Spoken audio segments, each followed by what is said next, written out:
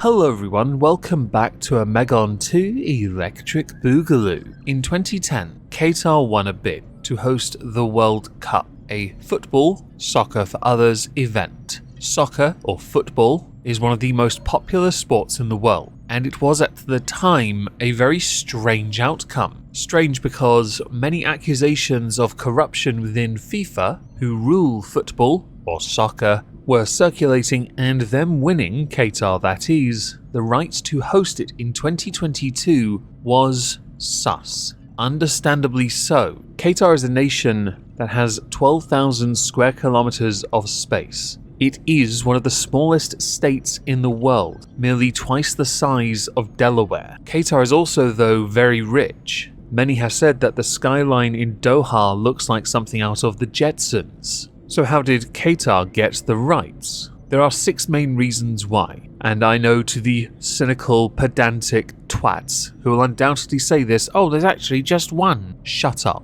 Let me get the points out and articulate it, alright? Stop being so reactive. The first is democracy, or a lack thereof. Qatar is an absolute monarchy and has been since Qatar's founding in 1850. FIFA finds that absolute monarchies, oligarchies, dictatorships are easier to deal with because democracy, or Western-style democracy, involves due process, debate, and yes, very slowed down decision making. This was admitted by Jerome Valcke, who was the FIFA Secretary General, quoted as saying, "I will say something which is crazy, but less democracy is sometimes better for organizing a World Cup."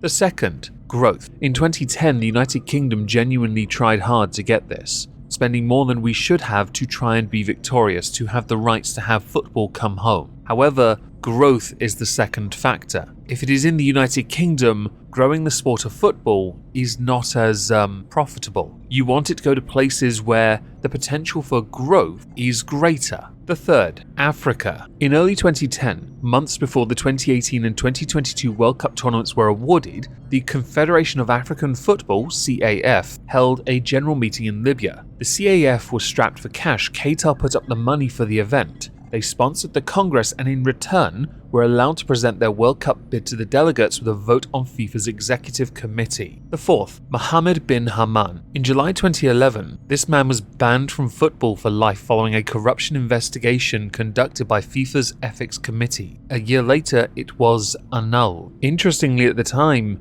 a former president of the Asian Football Confederation had intended to run against Sepp Blatter for FIFA president, but pulled out in 2010, telling reporters he would not seek the job. This act of friendship is believed to have helped Qatar in its bid to wipe away the competition 3 months later. Sepp Blatter, though, is corruption personified. The fifth, politics. Qatar played it. All the others, the US, South Korea, Japan, Australia, England, nah, they did not. The final one is the obvious one, money. Qatar spent $200 million to get this, and none of that money is traceable because it's all private money. By comparison, Australia spent 42.7, the US spent less than 5 million, England spent $24 million.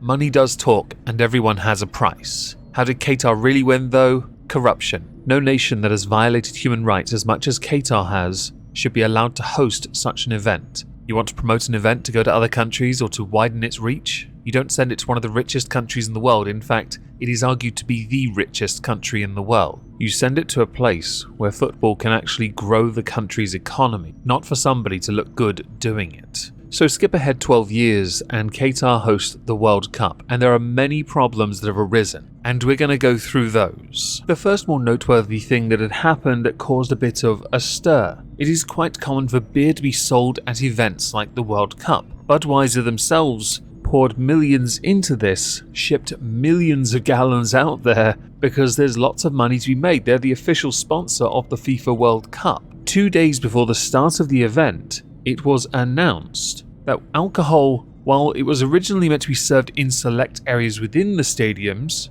it was going to be, well, no, not. Qatar is a Muslim country. Alcohol is strictly controlled. FIFA announced that following discussions between host country authorities and FIFA, a decision has been made to focus the sale of alcoholic beverages on the FIFA Fan Festival, other fan destinations and licensed venues, removing sales points of beer from Qatar's FIFA World Cup 2022 stadium perimeters. There is no impact to the sale of Bud Zero, which will remain at all Qatar World Cup stadiums. Host country authorities and FIFA will continue to ensure that the stadiums and surrounding areas provide an enjoyable, respectful, and pleasant experience for all fans. Budweiser had posted a tweet later deleted simply, "Well, this is awkward." The owner of Budweiser, an AB InBev, said that they could not proceed with some of the planned stadium activations because of circumstances beyond control. The FSA, which is the Football Supporters Association, criticized the timing and the complete lack of communication and clarity from the organizing committee towards the supporters.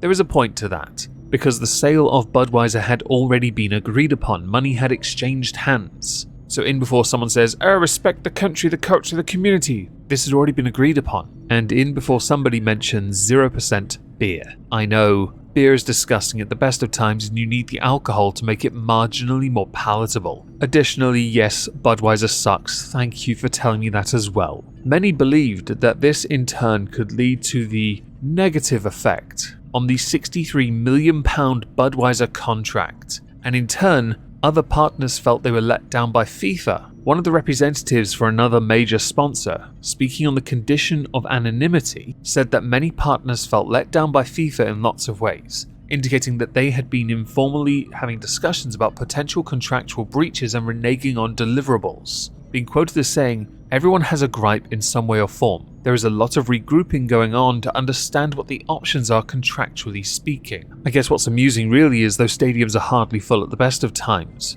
With less alcohol available, I can't imagine they're going to be any more full. There were videos circulating that I can't play because of copyright claims, where a interviewer approached groups of fans and asked them who was going to win the World Cup. All of them wearing the exact same uniform of the respective nation would then cheer for their country. The one thing everyone latched onto was the fact that they all looked absolutely identical to each and every group. Now, someone could say, if a white person says that because they were all Indian, that's racist. They were all Sri Lankan, that's racist. They're all African, it's double racist. But actually there was a big point to that. It even led to Gianni Infantino, who is the current FIFA president, in an hour-long speech to say some rather choice words about many criticisms about this World Cup. And I'm going to read it all to you because you're going to love this. He said, "I am reading that these people don't look English, they can't cheer for England. They look like Indians. What is that? Can someone who looks Indian not cheer for England, Spain or Germany? You know what it is? It is racist. Pure racist. I see we're insulting the wokery, which we're going to come back to soon." Continuing, "I think for what we Europeans have been doing for the last 3,000 years, we should be apologizing for the next 3,000 years before starting to give moral lessons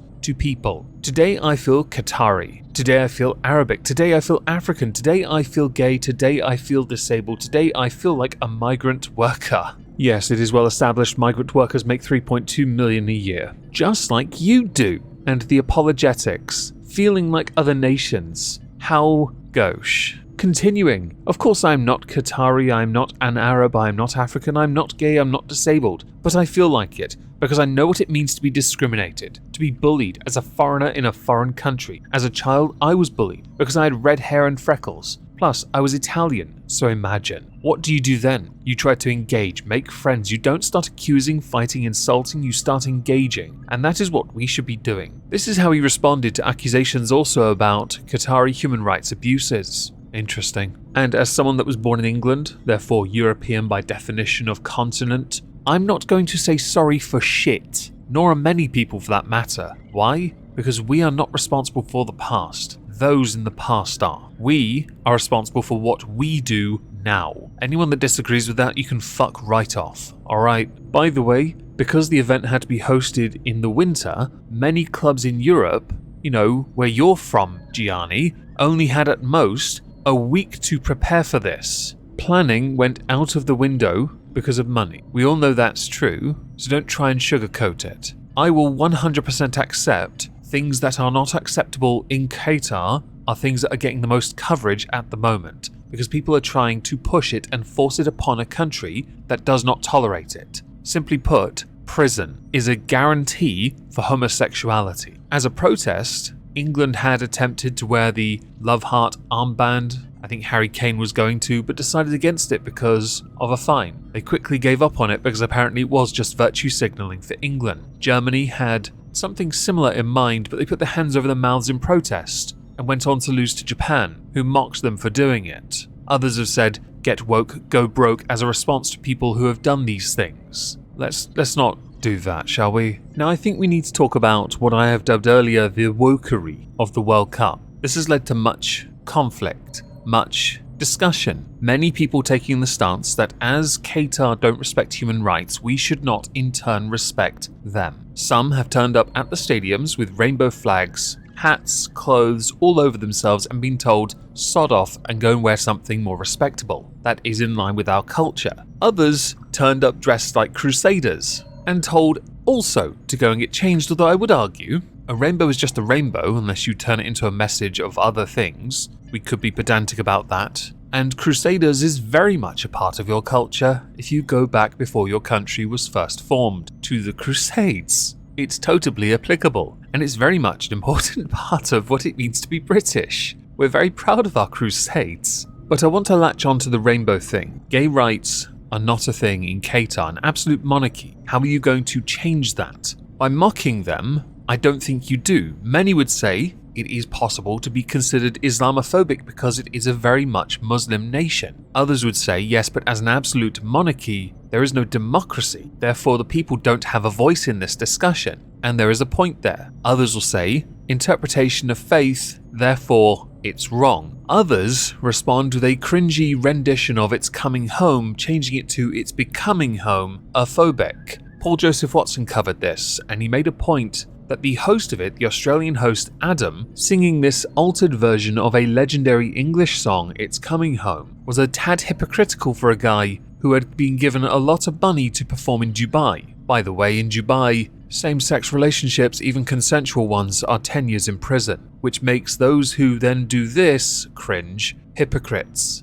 The song itself was beyond cringe, and we can all stand on our high horse and try and say, but Qatar needs to be more like us. But that is very disrespectful of them as a country, a culture, a society. Talking about inclusivity and diversity, but not accepting a key difference. And there are people in Qatar, of course there are, that want those freedoms. 100%, and I support them for that. But they're not going to get it. They're not going to get it in Qatar. You know this, I know this. And as much as we would want there to be some kind of reformation, it is unlikely anytime soon. Again, absolute monarchy. You need to change that person's mind because they have all the money and all the power. Now, I'm certain this had also found its way into UK politics. I just can't find the session where it came up.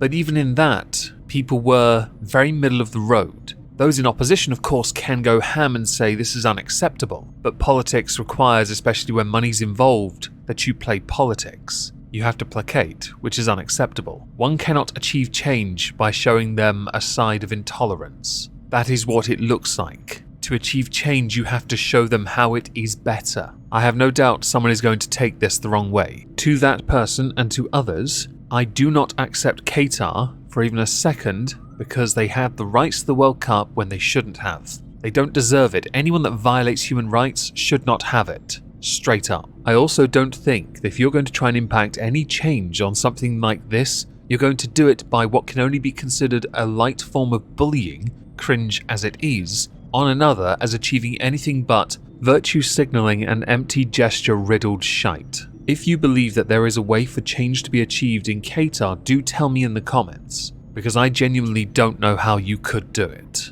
And I'm just using this as an excuse to cover what has happened. I was not intending on covering it with my opinion, because I know damn well every time I give an opinion, some twat on Twitter can't help but be a pedantic fuck and have to make me correct it later with an unnecessary correction because you're a pedantic prick. And no, I don't mean that to everyone watching, of course not. Again, a very small minority of a very small minority of people who don't even know what grass feels like. The final thing we need to talk about is the accommodation of the World Cup.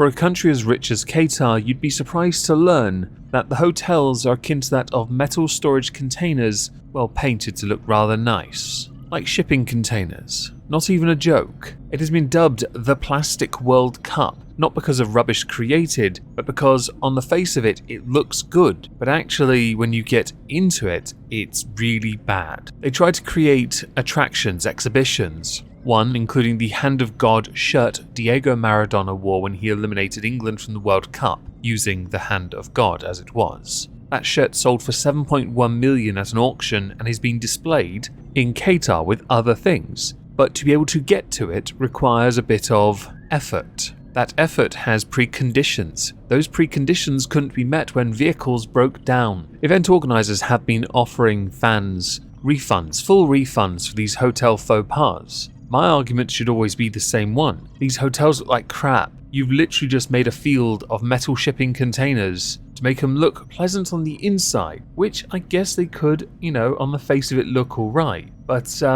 no. It looks like you created a village to keep the ruffians out from the general population. Almost like something someone would do in North Korea. Just don't go to level 5 in the hotel, everyone. Oh, it's scary on that floor. I guess it's fortunate really that Qatar are one of the first teams now to be eliminated from the World Cup, which sets a personal best for host nations to be eliminated. And no, I am not joking. Fingers crossed for Germany next.